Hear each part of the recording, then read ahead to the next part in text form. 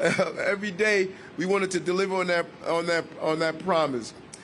Events of this size, we know how to safeguard events of this size.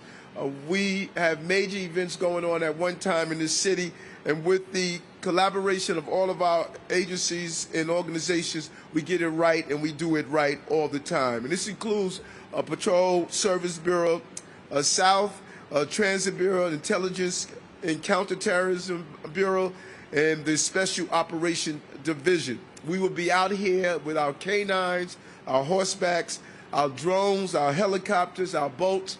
The full complement of our public safety apparatus will be on display. Now, we're urging everyone, if you are here for the first time, you know you're not going to drive during this weekend. Public transportation is open. We are really encouraging everyone to use mass transit, and there's certain items you cannot bring into the safety zone, like large backpacks and alcoholic beverage are strictly prohibited. So please check before coming in so you won't be turned away. We'll find out the best routes to come in and the best time to be here. We know some folks line up early in the day and remain here throughout the day. More power to you. And we really love your enthusiasm, and we encourage you to have a lot of fun this weekend. So I'm wishing everyone a healthy, safe, productive 2024. This is a great year that we've had here in the city with all of the obstacles and challenges, and we are looking forward to leaning into 2024 and continue to do the things that we do, bring down crime and increase employment, and know that this is the safest big city in America, New York City. Thank you very much. Thank you, Tariq.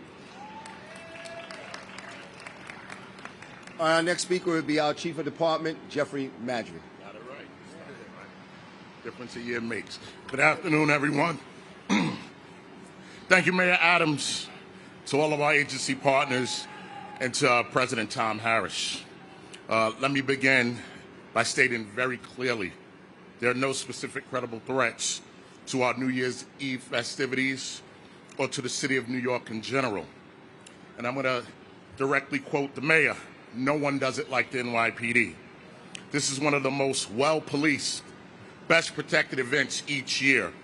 Planning for this year's celebration began as soon as our partners from sanitation cleaned up the last piece of confetti that fell here nearly a year ago. Each year we handle this enormous undertaking, all while maintaining our ability to respond to calls for service throughout all 5 boroughs. And we don't do this alone. We're in lockstep with our federal, state, our local agency partners, including the Times Square Alliance, to ensure a safe and enjoyable event for all. There will be thousands of uniformed police officers, including the 631 officers that graduated this morning from the police academy right here in the city. Our special operations, our counterterrorism units, our canine units will be deployed all throughout Times Square and throughout the city.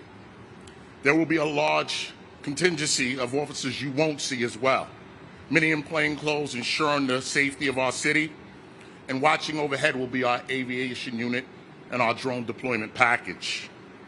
If you're joining us here in Times Square, the crossroads of the world, I encourage you to use public transportation. You will be guided to one of our pins where our police officers will be there. They will be wanding everyone for safety.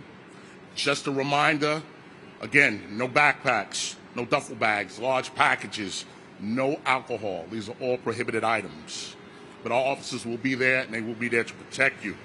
Our NYPD officers will be keeping everyone in attendance safe, so you can celebrate ringing in the new year in the greatest city in the world. So with that, I wish you all a happy and prosperous new year. We'll see you this weekend. And if you're looking for any more information, you can tune into our social media pages at NYPD News. You can look at the Midtown South Precincts page, the Manhattan South Borough Commands page. They will all be updated with more information about this weekend. So thank you all. All right, our next speaker is our partner and friend, President of the Times Square Alliance, Mr. Tom Harris.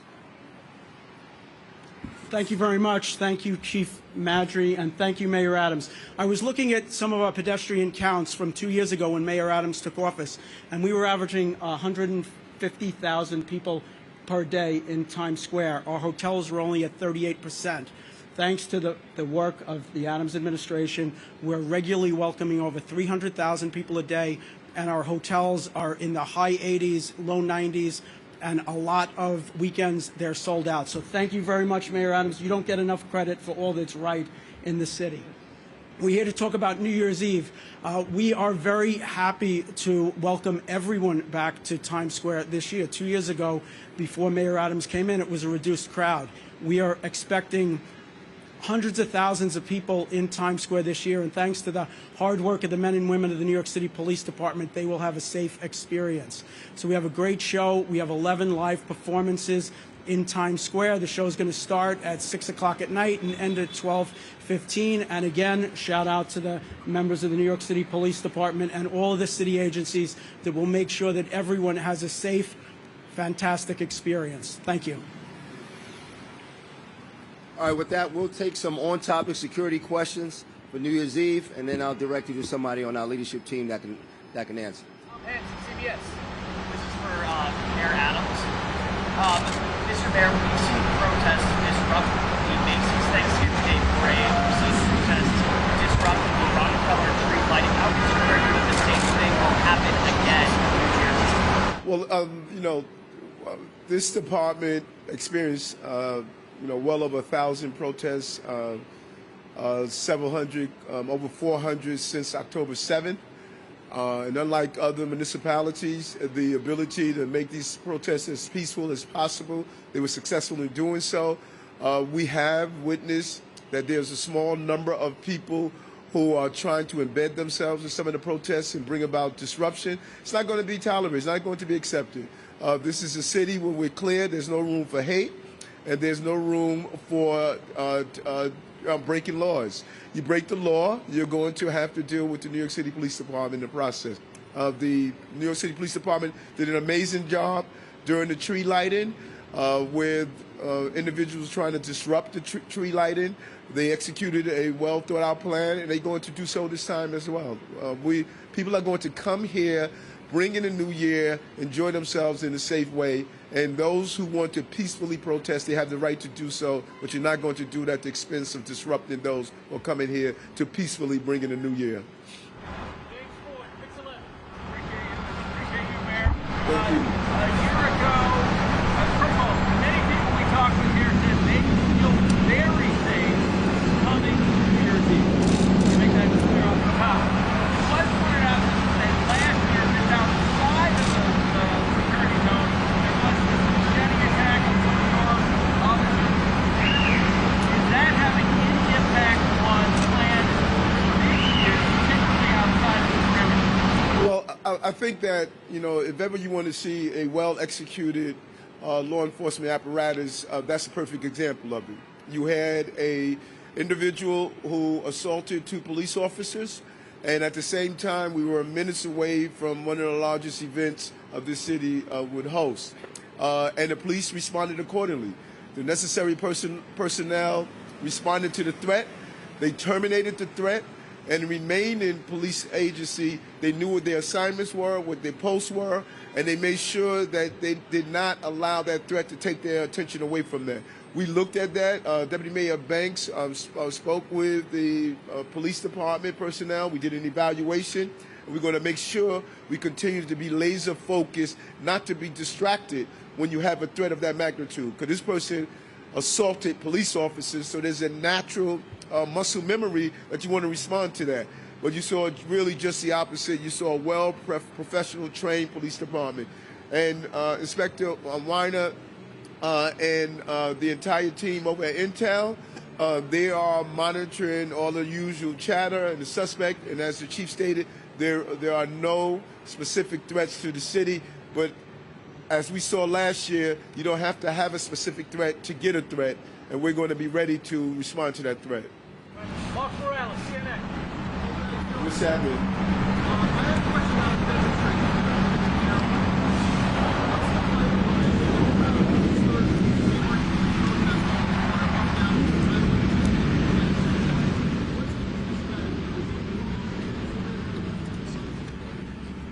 Let me give it to the often quoted Chief Shell. There you go. I guess I got to come up with a new quote. Just like our police officers did at the tree lighting, they did a great job that night of keeping protesters out from a lawful assembly, from unlawful behavior. So we're gonna mirror that with some changes. But our cops will do just a great job as the tree lighting to keep them off our perimeter and have the celebration continue for 2024. Daily News. Thanks. Just to circle back on the protest question, real quick. Do you have any sense yet of how large you're expecting these protests to be? And then, separately, on a different matter, Mr. Mayor, that relates to protests. Earlier in the week, we were talking about the NYPD settlement that related to that 2020 lawsuit.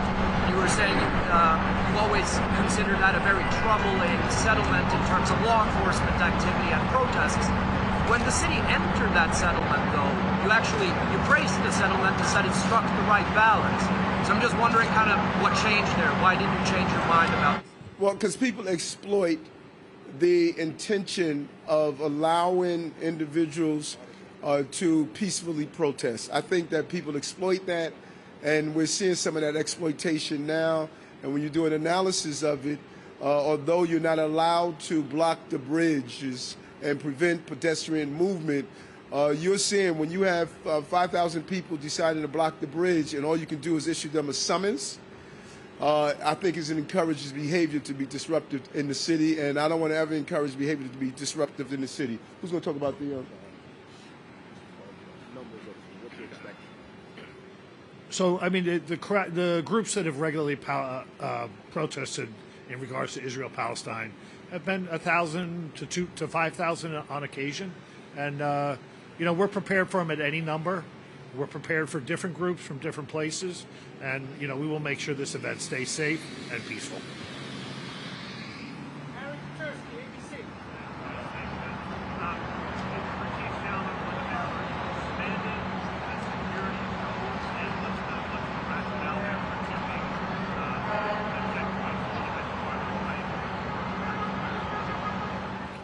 So we're expanding our zone from 6th Avenue to 8th Avenue, from 41st Street to 57th Street. That gives us a buffer zone so we can move quickly if we have to, like last year, and also gives us a space between protesters not to come in here. All right, Alexis Massat. This is just for anyone in the NYPD. How important is it to monitor the social media footprint from some of these different protesters or just people who might be coming out here on New Year's Eve? So we monitor social media 365 days a year to just determine any event in the city. And obviously, when you have a crowd of 1 million people coming to a location, it's vital and it's part of what we do every day. And we work with all our partners. A lot of people have eyes on it just to make sure that we're watching all the different platforms.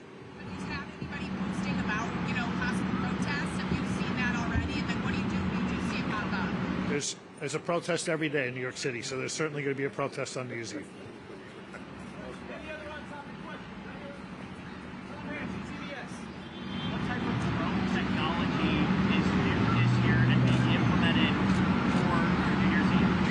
The best. Kaz, you want to go into that?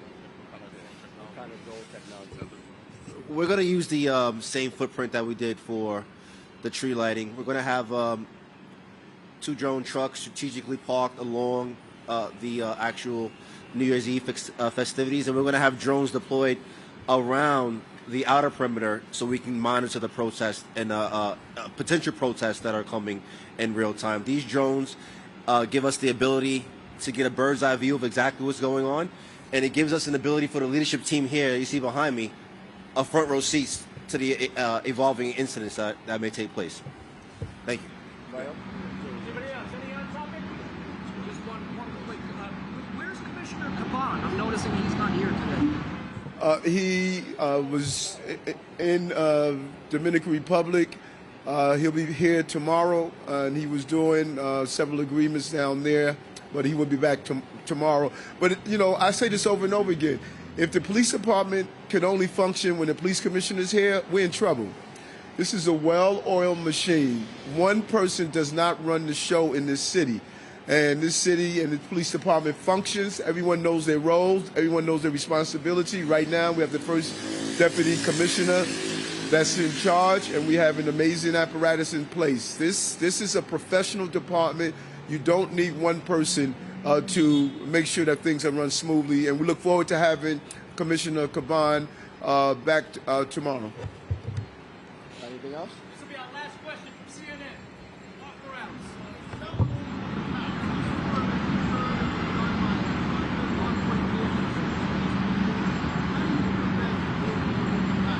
You want to take that? Lone wolf attacks, how do we prevent them?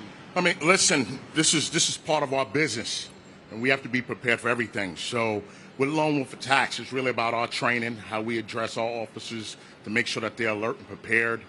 We saw this happen last year. We were concerned about a lot of things, and of all things that could possibly happen, that's what happened. But we're ready this year. We've talked about it. We've trained on it, and officers are aware. They're aware. There'll be heads up. We expanded our zone for better safety and security, and it's all going to play into the safety of that night. Good. All right, thanks, everybody. This concludes our press conference. We're looking forward to a safe and prosperous 2024. Thank you for coming out.